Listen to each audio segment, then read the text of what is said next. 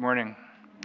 Today's the feast day of Saint Sebastian, who was a martyr in the early church. He suffered under the Diocletian persecution, and Saint Sebastian was from southern France. There's little known about his younger days, but he enlisted in the Roman army in order to assist those Christians that were in the army in time of persecution. He had a successful army career and managed to level up to the Praetorian Guard. So he was like the one protecting Caesar, part of that group. And there were some other guys that got arrested for being Christians. They got thrown in jail, and they were going to be executed. And their parents, who were pagans, came to try to convince them to renounce Christ so that they wouldn't be executed. And St. Sebastian went and talked to them and managed to convert them to Christianity as well. And finally, St. Sebastian was outed to Diocletian, and he was sentenced to death. So they took him to the firing range for some target practice, tied him to a stake, and had all the archers just unload arrows on him. And like a good early martyr, he didn't die. And so a faithful Christian woman went and found him and nursed him back to health. And then he decided, I love this part of the story. This is perhaps my favorite. He decided that he wanted to rub it in the emperor's face. And so he went and was waiting behind a staircase and jumped out and surprised him like, I'm still alive. You can't kill me. And that really enraged Emperor Diocletian. So he had him sentenced to be beaten to death. They checked this time, and then they threw him in the sewer. And then finally he was pulled out and placed in a church, and his cranium is still in a church in Germany today. Fun facts. People are always trying to say, hey, we need to show the world that we're normal. We're not, okay?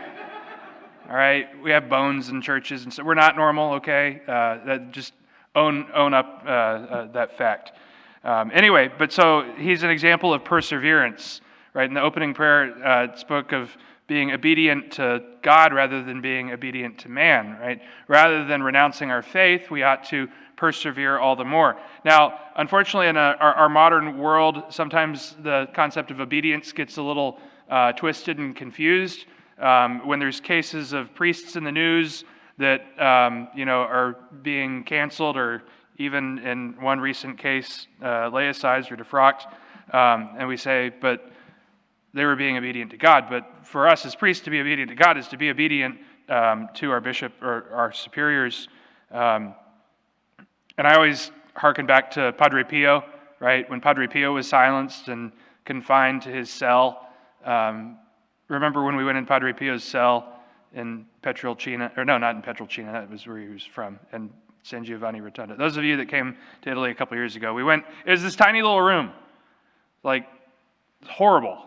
And he was sentenced to stay in there because his superiors didn't like what he was saying, even though it was true.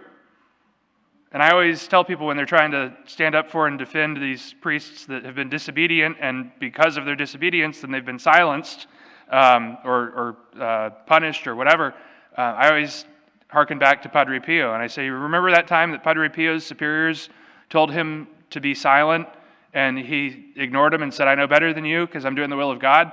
And the answer to that is no, we don't remember that because he didn't do it, because he was obedient. It's hard, right? We say, well, that doesn't make any sense. No, it doesn't. But ultimately, when we made our promise of obedience, we knew what we were signing up for. So obedience to God, in the case of priests, it is obedience to one's bishop or one's superior. And that obedience even takes courage. That obedience takes courage to be able to be faithful to God. So St. Sebastian's example to us is one of perseverance, one of prayer, one of commitment. How many of us would be willing to be tied to a stake and have arrows shot at us repeatedly? Or would we just say, I renounce my faith? That would be a lot easier, right? And it would hurt less. The fires of hell might hurt more, but how many of us would just simply say, yeah, it's not that important to me? my life is worth more. My reputation in the sight of men is worth more. My reputation in the world is worth more. We recognize that in the new covenant, right, the new covenant that has been established, that God shows us a way, that He shows us a way through sacrifice, right? As I mentioned yesterday, the temple sacrifice is no more. St. Paul says in the letter to the Hebrews, when he speaks of a new covenant, he declares the first one obsolete. It's obsolete, meaning it's not necessary, meaning it doesn't work anymore, right? He's writing this letter to the Hebrews to say, hey, this is the new covenant. You need to get on board. He's not just suggesting to them this is another way. He's not just suggesting to them this is, what we do. He's saying, no, this is the truth. This is what God has given to us. This is what God has revealed to us.